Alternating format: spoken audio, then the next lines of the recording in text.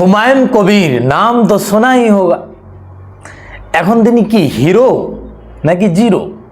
ভোটের কিছুদিন পূর্বেই আমরা হুমায়ুন কবিরের একটা স্ট্রিং ভিডিও প্রকাশ্যে আসে দেখি, আর কয়েক মাস আগে থেকেই হুমায়ুন কবির এখন হেডলাইন।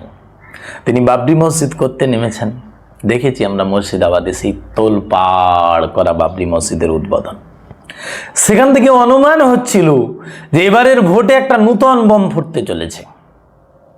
আমাদের আসাদুদ্দিন ওয়াইসি, অল ইন্ডিয়া মজলিস ইত্তেহাদুল মুসলিমিনের যিনি সুপ্রিম লিডার, তিনি তাকে সমর্থন করেছিলেন তার পরেই।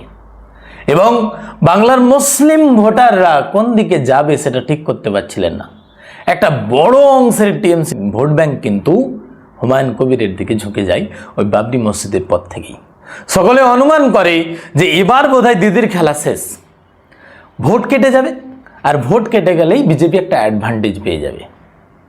সেই খেলা খেলতে গিয়ে একটা ভিডিও কিছুদিন আগেই প্রকাশ্যে আসে, যেখানে দেখা যায় হুমায়ুন কবির 1000 কোটি টাকা দাবি করছেন কোনো এক অজ্ঞাত ব্যক্তির কাছে, এবং সেটাকে অনুমান করা হয় যে তিনি বিজেপির হয়ে কাজ করছেন। টিএমসি অভিযোগ তোলে যে শুরু থেকেই হুমায়ুন কবির টাকার জন্য এরকম করছেন, তিনি বিজেপির বি টিম, যেটাকে বিজেপি সরাসরি অস্বীকার করেন।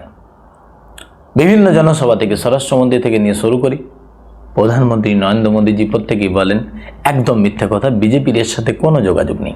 হুমায়ুন কবির শুরুর দিকে এটাকে এইভাবে এড়িয়ে যান, এটা তো এআই ভিডিও, ইসরায়েলের যে টেকনোলজি ব্যবহার করে টিএমসি তার বিরুদ্ধে এআই ভিডিও নিয়ে এসেছে, এরকম ভিডিও তিনি অনেক আনতে পারেন।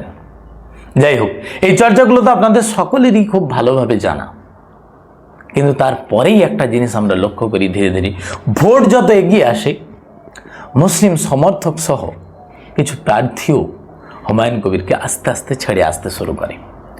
কিন্তু হুমায়ুন কবির সাইকোলজিক্যালি খুব স্ট্রং দেখান নিজেকে, যে না আমি একাই 100।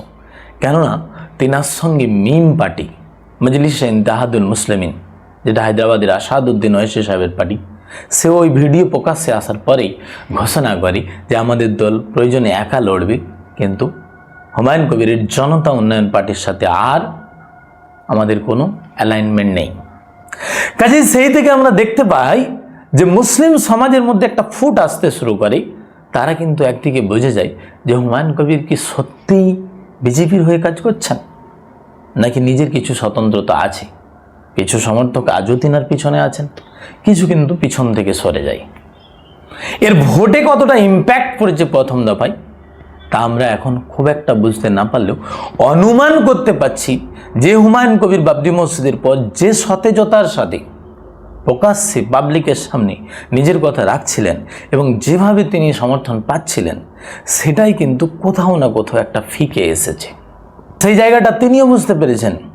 সেই কারণে আজকে একটু তিনার কথার মধ্যে নরম আভাসও পাওয়া যায় যে আমি দেখে নেব, আমিও দেখে নেব এদের।